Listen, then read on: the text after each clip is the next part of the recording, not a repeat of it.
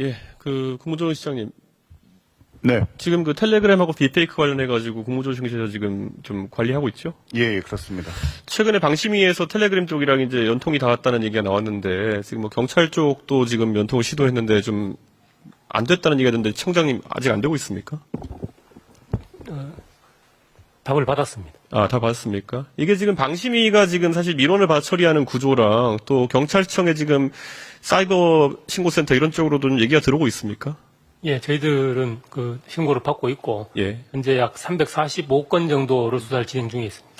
지금 그래서 제가 봤을 땐 이 처리 권한을 가진 곳들이 두 군데로 분할되어 있는 상황 속에서 방심이랑 경찰 간의 협력 구조가 굉장히 중요할 것 같은데, 혹시 지금 경찰청에서 인력을 좀 방심이 좀 파견해가지고 운영하거나 이럴 계획이 좀 있습니까? 예, 저희들은 이 건뿐만 아니고, 예. 국내 사이트를 포함해서 이제 부적절한 내용이 있을 때는 차단 삭제를 방심에 요청하는 라인이 항상 구성이 되어 있습니다. 그게 지금 공문이나 이런 요청으로 왔다 갔다 하고 있나요? 아니면 뭐 다른 절차가 되어 있나요? 예, 공문입니다. 예, 그래서 좀 신속하게 이런 것들, 아무래도 피해자들 입장에서는 유포가 되는 과정이 있기 때문에 최대한 신속하게 처리할 수 있도록 국무조정실에서도 혹시 경찰관을 파견해가지고 이런 부분을 빨리 진행할 수 있는지 좀 파악해 주셨으면 합니다. 예, 검토하겠습니다. 예, 오늘 교육부 장관님. 네. 예, 아이고, 오늘 긴 시간 고생 많으십니다. 오늘 좀 교육부 관련 질의를 좀 제가 하려고 하는데요. 교육부에서 사실 봤을 때, 앞으로 한 10년쯤 지나면 2035년도 입시쯤 됐을 때, 그때 고3 졸업생 수가 굉장히 지금보다 줄어 있겠죠? 그렇습니다. 네. 저희 의원실에서 한번 통계를 살펴보니까요, 지금 2016년생 정도가 2035년 입시에 들어갈 텐데요. 그때 수능 이과 응시생이 한 21만 명 정도 될 거로 추산됩니다. 지금 이과 비율이 그대로 유지된다면요. 그랬을 때 4%가 이제 1등급일 텐데 한 8,000명 되는데 지금 현행 의대 증원 상황을 보면은 8,000명 중에 5,000명 정도가 의대 정원이 돼버린다. 그러면 과도하게 많은 수가 의대 정원이 되는 게 아니냐 이런 인식에 대해서 어떻게 생각하십니까?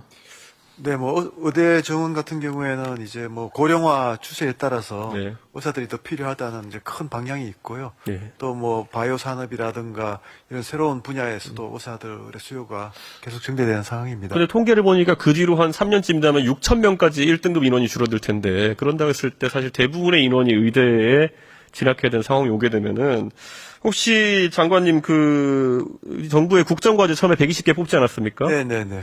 그 중에 제가 찾아보니까 81번이 100만 디지털 인재 양성이라고 있거든요. 네네. 이거 인지하고 계시죠? 네. 그럼 이게 사실 앞으로 여러 융복합 과목이라든지 아니면 반도체, 바이오 이런 쪽 전부 다 인재 양성해가지고 과학 입국하겠다는 취지인데 사실 이 계획은 만약에 실제 6,000명 중에 한 5,000명 정도가 의대에 지원하게 되면은 사실 1등급 학생 중에 1,000명 정도가 남게 되는 건데 최우수 인재들이 과기 쪽으로 간다는 그런 취지와는 좀 어긋나지 않나요?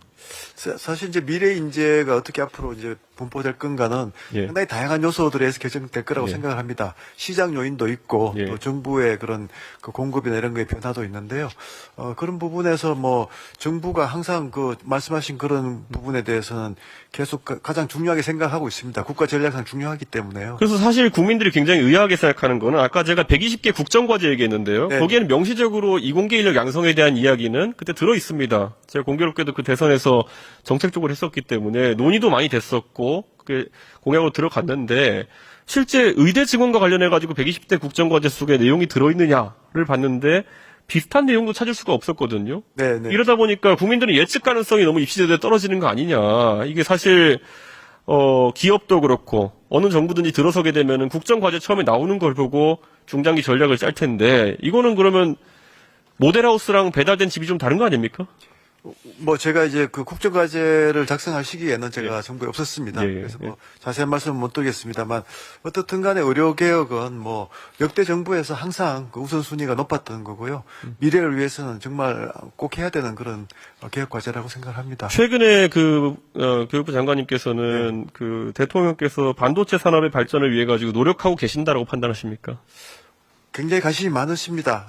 그런데 아무래도 우리 기업들이 네네. 외교적인 상황 때문에 많은 자본을 들여가지고 미국에 이제 공장도 설립하고 네네. 투자를 진행하고 있는 상황인데 지금 미국에 투자한 기업들 우리 기업 말고 TSMC 이런 데도 사실 미국 현지에서 인력을 구하기 어려워가지고 공장 가동 시기를 늦춘다든지 이런 문제가 나오고 있습니다. 그래서 지금 뭐 대만에서 인력을 찾아온다 이런 얘기도 하고 있는데 우리 기업들 삼성이나 SK나 여러 기업들 진출해서 똑같은 일이 발생할 거라는 우려가 있는데 그럼 본국에서 충분한 인재를 공급해야지만 그 공장들이 가동될 수 있다는 건데 사실 우리 기업들 몇십조 갖다 놓습니다 거기다가 그거 본국에서 뒷받침 못하면은 큰 손실 볼 수밖에 없습니다. 대책이 있습니까? 예, 의원님 지적하시는 그 똑같은 방향으로 대통령께서 여러 번 강조를 하신 기억이 나고요. 예. 교육부로서도 지적하신 이제 반도체 인재 양성은 굉장히 높은 우선순위가 있습니다. 예. 국가적으로 사실 반도체 산업에서 결국은 인재가 없으면 안 되는 거고 지금 이제 여러 가지 그 이제 부족 현상이나 또 어디 쏠리나 이런 것들이 있기 때문에 교육 정책을 통해서 어떻게든 해소하려는 노력을 하고 있습니다. 저는 그 의지는 고마운데 네, 사실 입시 정책에 너무 이 가변성이 크다 보니까 학생들 같은 경우 진로 정할 때 야 이거 우리 정부를 믿고 갈 수 있겠냐 이런 얘기가 나올 수밖에 없거든요. 네. 예를 들어 저희가 예전에 보면 수학능력 시험 관련해 가지고 대통령께서 작년에 그 비문학 지문 관련해 가지고 지적하신 바가 있습니다. 네. 그때 지적의 요체가 뭐였냐면은 왜 지문에 모르는 내용이 나오냐였어요. 그런데 장관께서 파악하시기에 수학능력 시험이 과거의 학력고사는과 다른 지점이 뭐라고 보십니까? 예, 이제 그 수학능력 시험에서 정말 그 사격 기관에 가서 그 트레이닝을 받지 않으면 풀 수 없는 아주 어려운 문제들이 나오는 그게 굉장히 큰 문제들. 그런데 비문학 지문 같은 경우에는 결국에는 영어 리딩 컴프레hen션 아닙니까? 독해 아닙니까? 예, 그러면은 사전에 내용을 모르고 모든 사람이 공평하게 처음 보는 내용을 얼마나 빨리 이해하느냐를 측정하는 시험인데 그럼 오히려 대통령 지적하신 바는 왜 아무도 모르는 게 나오느냐가 아니라 아무도 모르는 게 나오는 게 정상 아닙니까? 근데 그 지문의 수준이 지나치게 높았거든요. 제가 봐도. 그래서 그게 그냥 학교에서 그냥 그 교육과정을 이수한 아이들이 정말 풀기 힘든 문제들이었습니다. 사실 그래서 대통령이 그 지적하신 다음에 사실 교육과에는 오히려 혼란이 번졌고 그 반수가 많이 늘어났다는 얘기가 있고 저희가 올해 이번에 통계를 이제 살펴보니까요. 네네. 지금 서울대학교 이번 따끈따끈한 통계입니다. 지금 2학기에 이공계열 학부생 수강 신청 현황을 보니까 지금 거의 뭐 학과별로 8% 가까운 이탈 인원을 보이고 있거든요. 특히 자연대학교 아니면 공과대학 이런 데서 보면은 상당한 이탈 비율을 보이고 있는데 뭐 의대야 뭐 말할 것도 없고 거기야 직접적으로 지금 문제가 되는 곳이니까 사실 상당수의 자연대 공대 인원들이 의대 증원을 보고 또 이렇게 움직였다 볼 수 있는 거 아니겠습니까?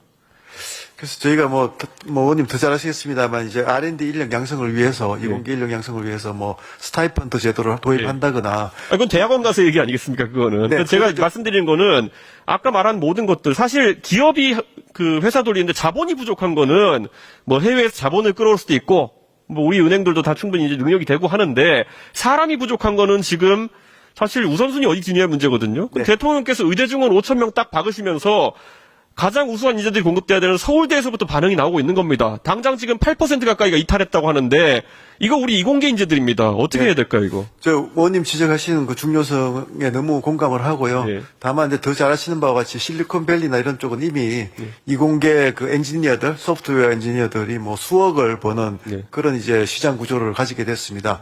저는 우리 대한민국의 경제 구조도 그렇게 갈 수 있다. 또 반도체 산업을 육성하고 또 인재 부분에서 투자를 하면 그래서 이런 부분을 좀 이제 균형 있게 의대 정책과 함께 추진한다면 반드시 그 지금처럼 저는 근데 이렇게 생각합니다. 결국에는 의대 증원이라는 문제를 다들 의료계에 국한된 문제를 보지만은 지금 가장 먼저 즉각적인 타격이 나타나는 곳이 8%가량 인력 유출이 일어나고 있는 이공계다 저는 지적드리는 거고요. 우리 부총님 예전에 이명박 정부 때는 네. 교육과학기술부 장관 아니셨습니까? 맞습니다. 어느 누구보다도 과학기술계를 잘 알고 계신 네, 교육부 장관님이기 때문에 제가 부탁을 드리는 겁니다. 이거 실제 지금 이렇게 인력이 빠져나간다? 저는 심각한 문제고 현장에서 일할 사람이 없으면은 이게 아까 말했던 우리의 대기업들마저도 인재난 겪을 겁니다. 의대 증원 문제에 대해 가지고 주무부처가 교육부랑 보건복지부겠지만은 또 과학기술계 입장에서 좀 얘기를 해주셨으면 좋겠다 이런 말씀 드리는 예, 겁니다. 뭐 100% 공감하고요. 예. 같이 문제 해결하기 위해서 계속 상의 드리고 노력하겠습니다. 사실 지금 이 아까 말씀드렸던 것처럼 국정과제에 없는 내용이 갑자기 들어온 거예요. 그러니까 예측 가능성이 떨어진 상황이기 때문에 잘 부탁드리겠습니다, 장관님. 네, 감사합니다. 예.